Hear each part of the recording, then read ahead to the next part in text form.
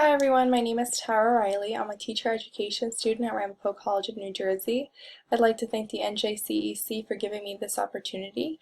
I'm so excited to present my webinar. So today I'm going to be discussing virtual literacy strategies, particularly in regards to middle school.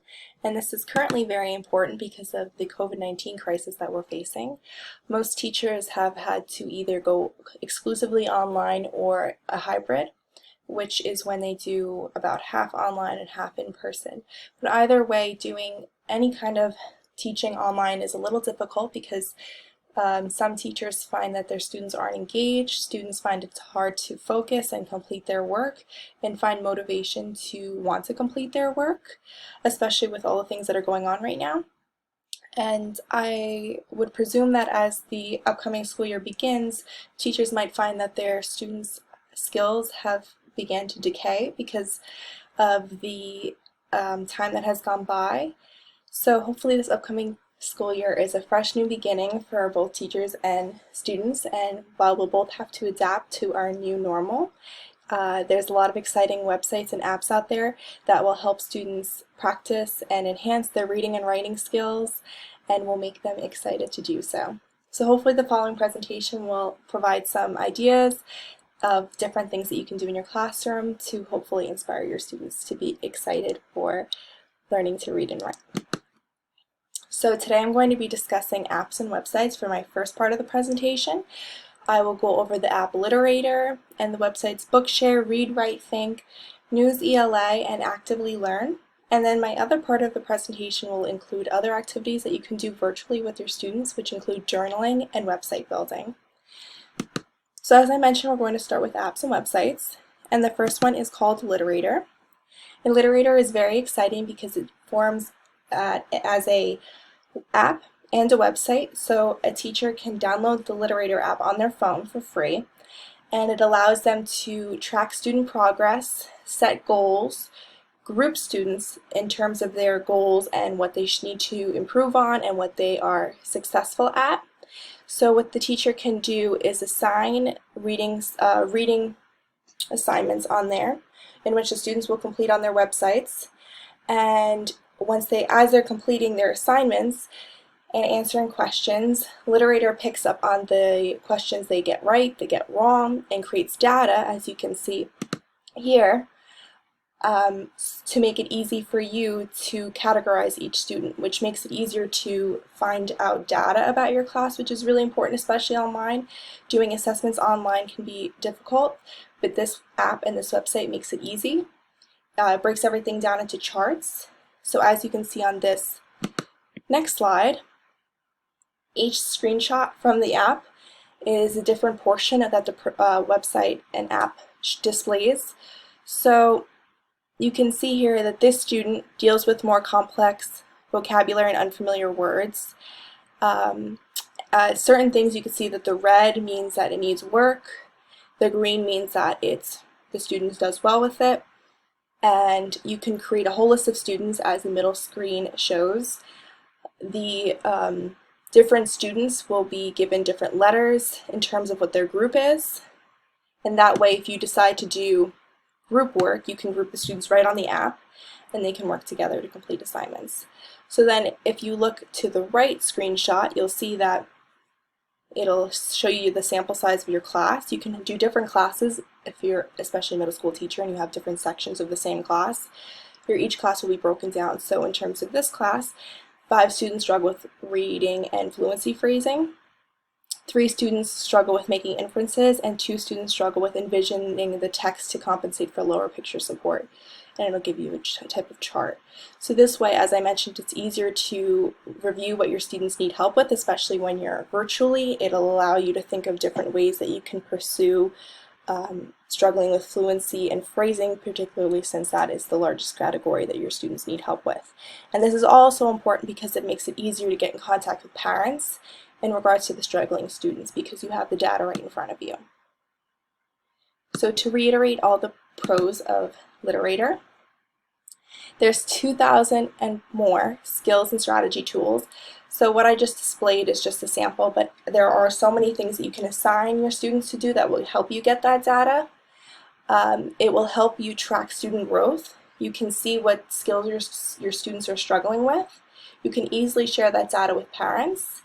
You can set and track goals over time on the app and the website, and you can create guided reading and strategy groups based on their levels in which they are reading and writing, which the app helps you do. So hopefully you can implement that app. That might be exciting to use. So next up, I'm going to be discussing Bookshare. Bookshare is very exciting if you are a special ed teacher. This is because Bookshare is great for students who need help with guided reading. Bookshare is free. When you sign up for Bookshare, you have to include a document that explains what kind of disability you have, and if it falls under the categories that they need to provide you with the free account, they will. So if you qualify, if the student qualifies, this is what their screen will look like. They can type in the author or the ISBN or the title, and they will be given access to the website. So from your end, you will see you can, this was what the teacher site will look like. You'll go in, you'll select members, you'll put your students in, the students that qualify, and then you can assign them books. And what this website is really exciting about is because they are given a lot of different opportunities to read these texts. There's a lot of different, like talk to text. If they have a type of iPad, they have different Braille settings. It makes it a lot easier for students who need help reading to read. So as I mentioned before, you have to confirm that you have a print disability that inhibits or prevents you from reading traditional print materials. Anyone can join, but you'd have to pay. But if you qualify, it would be free. And so this is what you would assign your students. You have a reading list, and in these reading lists, you can add different books in different settings for each student, or if you categorize them and group them, it can be for a total group. And so it says here 13 titles, so it depends on how many you subscribe or how many that you assign to which your students can log in. And so let's say you assign Huckleberry Finn. This is an example. So the blue you can click and it'll read aloud to you. Or as I mentioned before, there's different settings for different student needs. So to reiterate, Bookshare is excellent because there's a large expansive library for digital books who have disabilities, who need that extra help. So let's say you used to read books to them and you're not able to do so, or their parent isn't able to do so. This helps them read aloud because when students hear, it's better along with reading. So Bookshare membership is available for free if you qualify. There's high quality text-to-speech voices, and you can also read with digital Braille or enlarged fonts, physical Braille or large print, directly from an internet browser or mobile app or smartphone, and more. So students can access it from any kind of device that they own, which is really exciting for students who need extra help for reading. And I think it also helps students be more motivated, those who have special needs, because they are given a sense of independence because they can read on their own, they can hear it, they can use their iPads or cellular devices to interact with the text, and they're more likely to participate when they feel like they can do so. So next up I'm going to discuss Read, Write, Think. And Read, Write, Think is exciting because it gives teachers a lot of different activities for students to do. So in terms of looking at it from the teacher's perspective, there's so many lesson plans on here that you can use, and a lot of them are geared towards online learning so that you can implement them in your classroom. You can click the age group, the difficulty level, and what you particularly want to focus on. If you want to focus on thesis writing, critical thinking, test-taking skills, and you can directly go on here, create a class, implement all the students' names, and then add them to this class and then assign them different work. And then you can go in and see their progress. Now, if you would like to do this in person, they have a setting where you can go on and print everything out if you'd like. But if you look to the right, I'm going to move myself over. It says Student Interactives. Now, when you click all these things, it's very exciting because it's kind of almost like a game. And there's so many different things to help your students map out their essay, write poems, learn how to annotate, and they're interactive. So like I said before, you can choose to print them, but they can also be done right online. So for an example, I decided to choose to do the essay map. Oh, I'm sorry. And there's also a setting where you can learn about the videos. So you can assign videos for students to watch. Depending on what you are assigning, there are hundreds of videos to choose from. And what you can do is assign the video, and then every few minutes you can add a question if you'd like. So as I was saying, I chose to do the essay map assignment. So you would have your students get started, you would give them the link, whether you post that on Google Classroom or if you assign them to your class, they'd press get started. They would type in their name and their topic, and then it brings them through their essay mapping. So for this case, it says write 1 or 2 sentences that introduce your topic, including a brief description of your main ideas. So this can be a little more fun than just writing it on a piece of paper because you have to do some clicking, typing, it's online. And then you press next. Once you're done with that, you do your 3 main ideas, your 3 main points. And there's so many different interactive ways that you can do this. There's ones about poems, about reading comprehension, learning how to annotate, as I mentioned. So all these are really great tools to use for your students. You can assign them online and you can check their progress, or they can email to you, screenshot it, whatever you'd like them to do. There's a lot of different ways to watch them complete it, and it seems like it would be a little more fun than doing it just on Google Docs.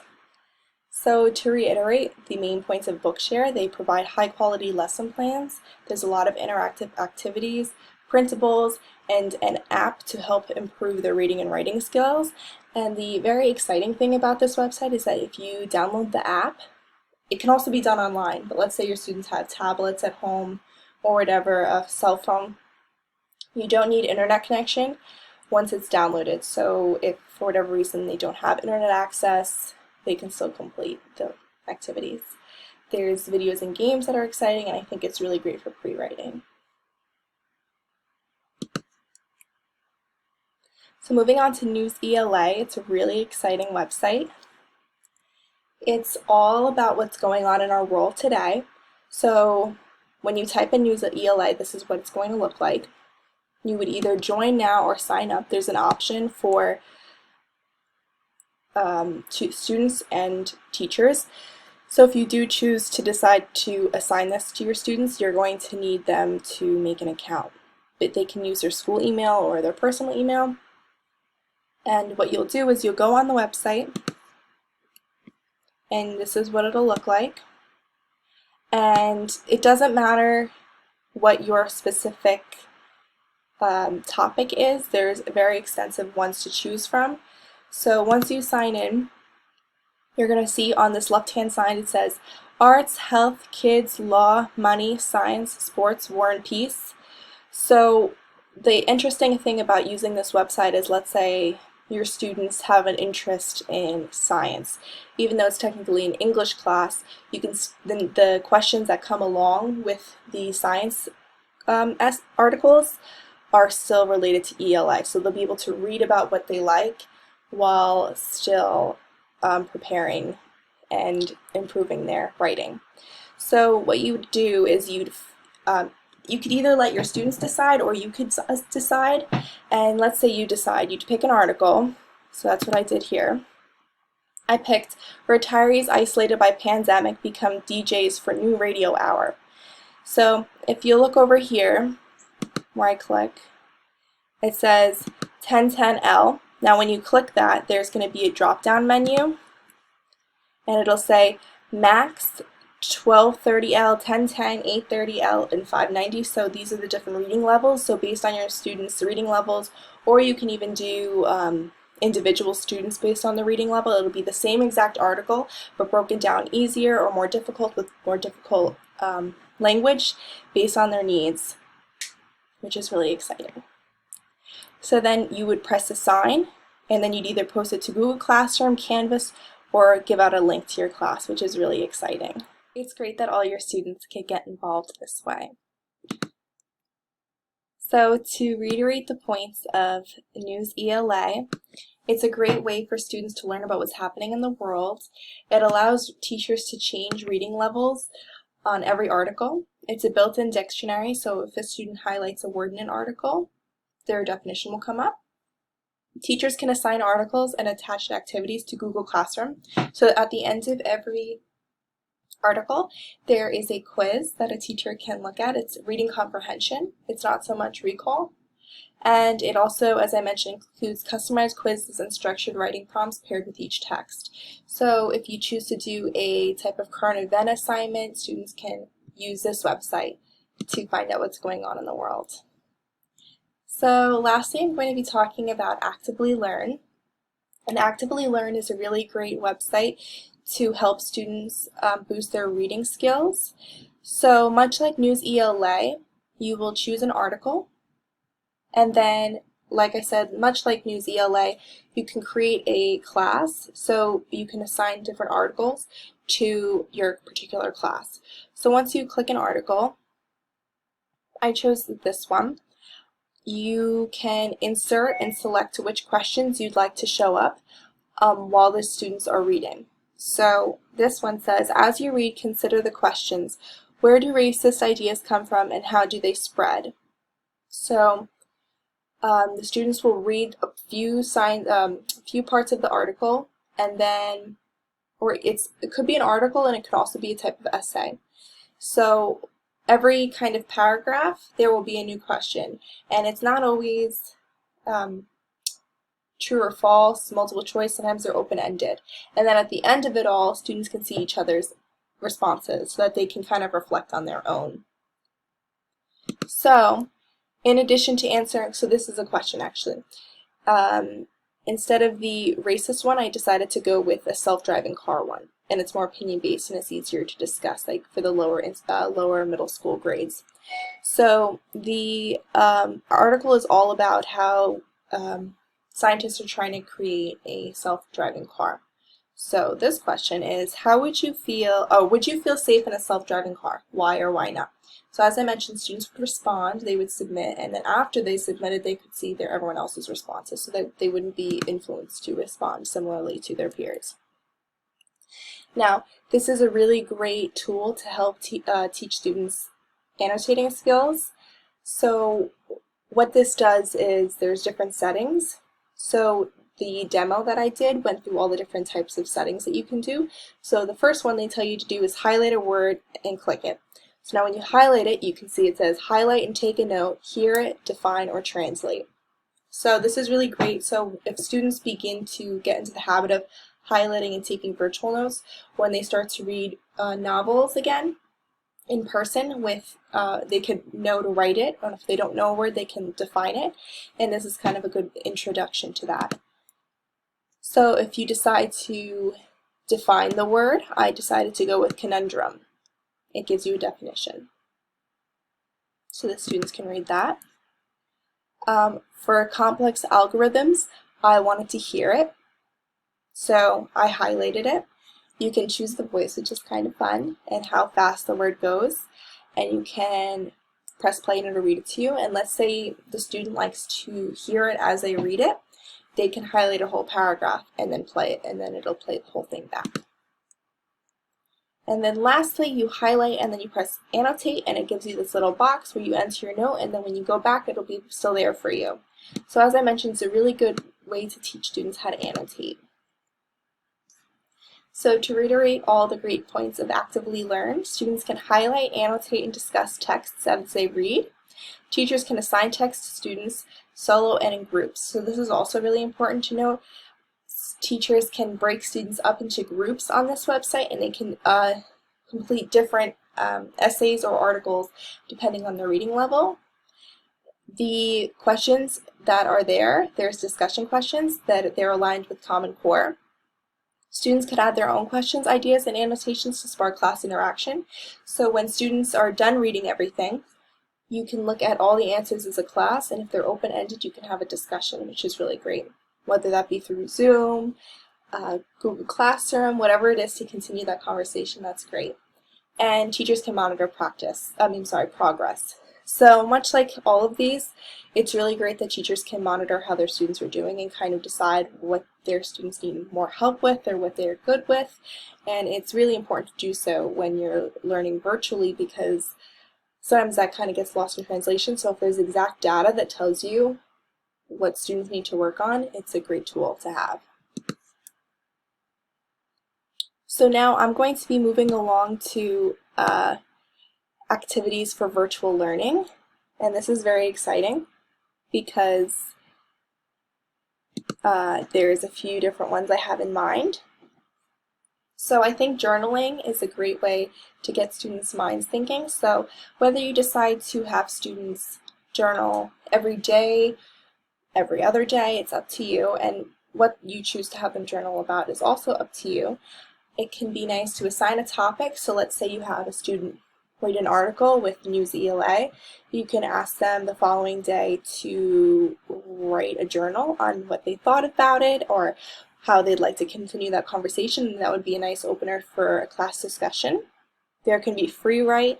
They can write about their current book that they're reading, or you can choose to just have them write about their feelings. And if they want to share that with you, it might be a nice way for you to gauge how your students are doing. But I think journaling is a good way to keep kids involved with what's going on with what you're teaching them. It gives them a chance to exercise their own thoughts without having too much pressure. And there are a few ways that you can go about this. You can create a public post on Google Classroom, which might be nice if you're discussing something like something you've just discussed or the class book you're reading or an article they all read. And you can put up your question on Google Classroom, and all the students can respond, and they can respond to each other, and it'll kind of be like a forum post, and it might be a nice way to get everyone going in the morning, and a good way for you to gauge who is getting all the work done, who is understanding the book or the articles that you're assigning, and kind of pinpoint from that direction. If you choose to do something a little more personal, you might have the students do a private submission on Google Classroom using Google Docs, so they can type up their response on Google Docs, and they can either share it to you, email it to you, or submit it to Google Classroom so that only you could see it. And I also found this very cool website called Journal. So if you're looking to do something a little different than Google Classroom, you can use journal.com. So what you'll do is you'll give your students a link, they'll sign up, and this works better for older students, more so middle school, because it's more independent work. So what I mean by that is students will write their own personal journals every day or whenever you choose to assign it. So it's really cute. It looks like you actually have a journal. So when you open it, you write your little thing, whatever you want to write for the day, whatever you'd like them to write. And then they include a hashtag. So now if you create a specific hashtag for each class, something that's kind of long or unique or something that other people wouldn't think, like you wouldn't want to just do your school name or something, you would want to make it a little more unique so that when your students attach the hashtag, they will be the only ones in that hashtag. So what I mean by that is, this is what the website looks like. So I wrote this one. I titled it First Day, and I said, looking forward to journaling, and I put the hashtag Miss Riley period 3. So now when I press that, which as a teacher you will be doing, you'll press the hashtag, and it'll give you all the people that hashtag that same thing. So this might be fun if you're looking for a different way to have students submit their journals.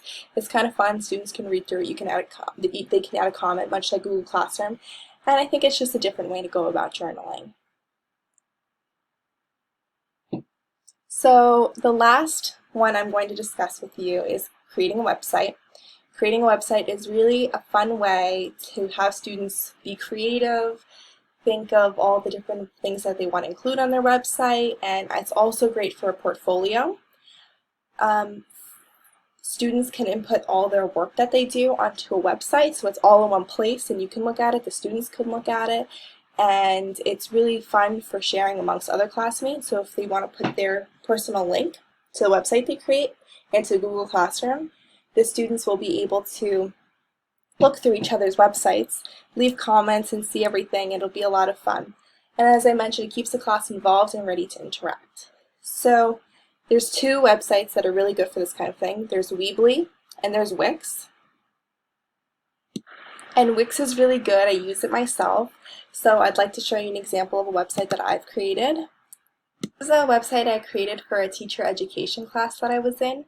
So your students' websites might look a little different, but what you'll do is you get to build a website. So it might take about a week or so to create, depending on how much time and how much detail you want your students to include. But it's a lot of fun and it's very easy. So what you can have your students do is input different tabs. So as you can see up here, it says About Me. So I made an About Me tab, and your students can do that for fun if they'd like, and they can put a picture of themselves or something that they like. So I input a picture of my cat. And then an assignment that we had to do was input our teaching philosophy. But let's say you wanted to have your students make it a portfolio. They can make a tab for their writing samples. They can make a tab for book reviews. They can make a tab for projects that they've created, and it's all kept in one spot so it doesn't get lost in translation in Google Drive or on Google Classroom. So another interesting thing about making a Wix website is that you can input pictures, videos, other PDFs, and it's really, really easy. So my projects for my class I had to input here. So as you can see here, you just embed a video. It's really simple. Your students will be able to do it. Wix guides you through everything, and as I mentioned, it's a really fun way for students to express themselves. It's kind of like a blog, and that students can comment on each other's. So up here, I'm going to move this down. There is I created a More section, and I left a contact. You can change the settings. So my contact, excuse me,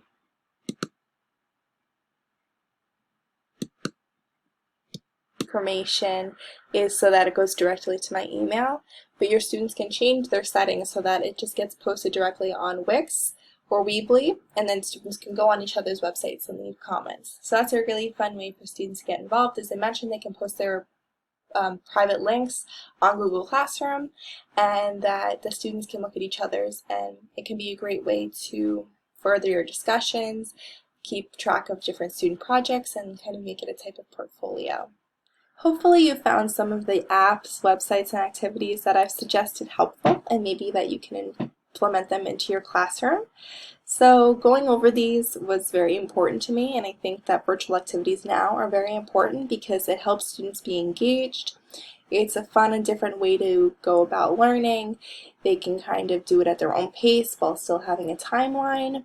It kind of makes students excited to participate. The apps that I've chosen were easy to navigate and fun to use, and especially when you create a website, hold Zoom meetings, and do kind of different group work. It creates a sense of unity and community, which is really important now because we can't have that in a typical classroom setting, but you can still create that virtually. And most importantly, we'll continue to build literacy skills. So once again, I'd like to thank the NJCEC for allowing me to do this presentation. I've had a great time doing it, and I hope that you found some of the things that I've suggested helpful. Thank you. Have a nice day.